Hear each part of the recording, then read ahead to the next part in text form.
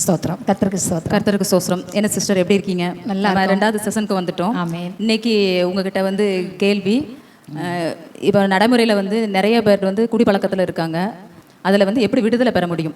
இந்த உலகத்தில் இப்போ இந்த மதுபானத்தினால தான் அநேக பிள்ளைகள், அவங்க சொன்ன மாதிரி வாலிப பிள்ளைகள், இந்த வெளியே போகிற பிள்ளைங்க, அநேக பிள்ளைகள் வந்து வாலிப பிள்ளைங்கள்லேருந்து ஸ்கூலுக்கு போகிற பிள்ளைங்க கூட இப்போ நம்ம கேள்விப்படுறோம். வாலிப பிள்ளைகள் வயோதிகர் வரைக்கும் இந்த மதுபானத்தினால அவர்களையும் அழித்து குடும்பங்களிலும் நிம்மதி இல்லாமல், குடும்பங்களிலும் ஒரு சமாதானம் இல்லாமல் ஆக்கிட்டு இருக்காங்க.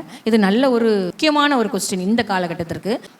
வேதாகமத்தின் படி நம்ம சொல்ல போனோம்னா, இந்த மதுபானம் அப்படிங்கிறது என்னெல்லாம் செய்யும் அப்படின்னு நம்ம நடைமுறையில் பார்க்குறோம்.